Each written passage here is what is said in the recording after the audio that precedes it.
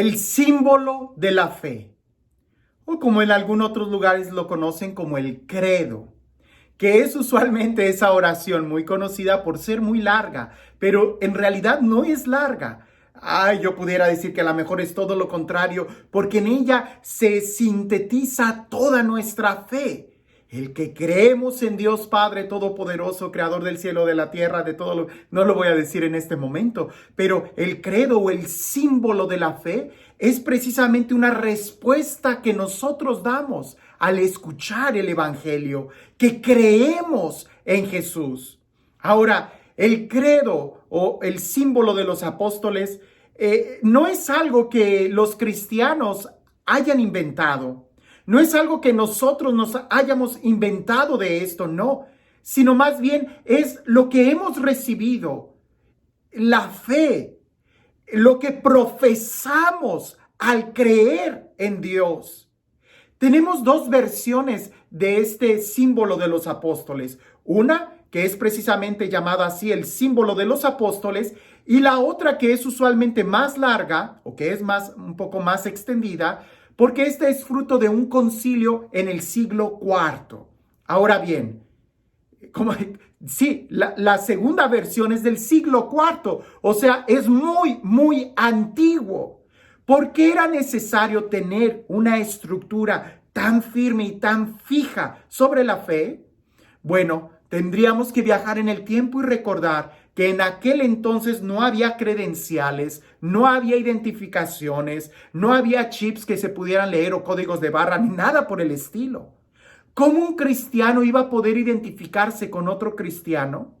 ¿Cómo iban a poder ellos determinar si creían en lo mismo o tenían la misma profesión de fe? Precisamente con este símbolo de la fe. Y se llama símbolo de la fe porque antiguamente cuando, imaginemos esto, que dos amigos se separaban, ellos solían agarrar una moneda o un sello y la quebraban. Quebraban ese, dependiendo de cuántas personas se fueran ahí, lo quebraban. Y cada persona se llevaba una parte. Algo así como esos corazoncitos en donde están quebrados a la mitad y si los juntas aparecen los nombres de los novios. Bueno, algo así era. Se los separaban. Y aunque estuvieran muy lejanos, si alguien necesitaba mandarle un mensaje al otro y era por medio de un mensajero, le daba esa parte del sello y cuando el mensajero llegaba y decía, traigo un mensaje de fulano de tal, el otro decía, ¿y cómo sé que sí es mi amigo el que te envía? Y ya le enseñaba esa parte del sello, del símbolo, lo juntaban y si encajaba muy bien, decía, no, pues sí es él. Bueno, con los cristianos conforme iban creciendo y se iban separando unos de otros a la hora de querer regresar o de entrar a otro pueblo, también tenían un sello, pero era un sello de profesión de fe. Era el credo, el símbolo de la fe, y de esa manera se daban cuenta que sí eran los cristianos, que no eran romanos disfrazados o algo por el estilo, porque profesaban la misma fe.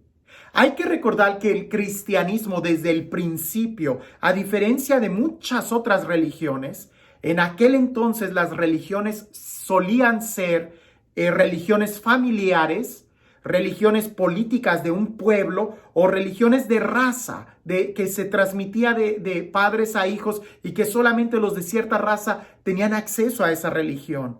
Los primeros cristianos no eran así porque el mensaje de salvación era universal. De ahí que los cristianos se empezaron a llamar como católicos, porque la palabra católico significa universal, ¿verdad? Por eso nosotros decimos iglesia católica, porque es la iglesia universal. No está limitada a un pueblo, a una nación, a una familia, ni siquiera a una raza. Es universal, es para todo el género humano. Si tú querías conocer o entrar a la religión, vamos a imaginar judía, pues era un poco fácil, porque un judío se distingue por sus rasgos físicos, y más en aquella época. Pero los cristianos no se distinguían por ningún rasgo físico y ni siquiera se distinguían por un rasgo político o de alguna ciudadanía o por pertenecer a algún imperio. No, lo único que los distinguía era la profesión de fe que ellos hacían. Era el símbolo de la fe. Y al aceptar el señorío de Jesús o al aceptar a Jesús como Señor, que incluso esa frase está en el credo, ¿verdad? Que Jesús es el Señor, también estaban aceptando todo lo que Jesús reveló, el Padre y el Espíritu Santo y la iglesia, que Jesús fundó la iglesia católica, ¿verdad? El pueblo que Él viene a congregar. ¿Verdad? No de una raza, no de una sociedad secreta, sino universal. ¿Cómo poder presentarse un cristiano a una comunidad para ser miembro y participar de la Eucaristía? Se le preguntaba el credo. Si él sabía recitar el credo y estaba seguro de lo que profesaba de fe, era bienvenido porque quería decir que era uno de nosotros, porque creía en lo mismo que nosotros.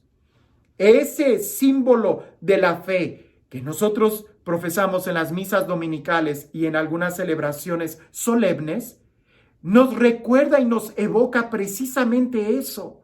Somos cristianos y creemos en Jesús. Un solo bautismo, una sola fe, ¿verdad? Una sola iglesia, un solo pueblo, un solo pan, un solo cáliz, el mismo espíritu. No nos vaya a pasar como lo que San Pablo decía. ¿Qué es eso? Que algunos dicen que de Pablo, de Apolo, No, todos somos de Cristo. Por eso profesar el símbolo de la fe es profesar que somos la iglesia que Jesús quiso, que Jesús quiere. Y somos la iglesia, el pueblo que le responde a Jesús con una misma profesión de fe.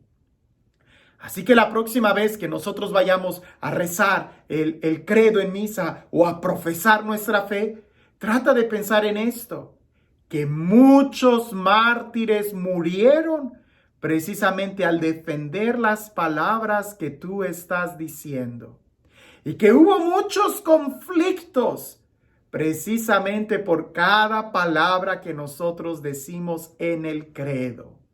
Hablar del credo es hablar de toda una serie de clases, es hablar del catecismo. En el catecismo de la Iglesia Católica, ahí vas a ver de una manera muy detallada lo que significa cada enunciado del credo, porque no está largo, al contrario es muy pequeño, porque en él está contenido todo lo que nosotros creemos como católicos.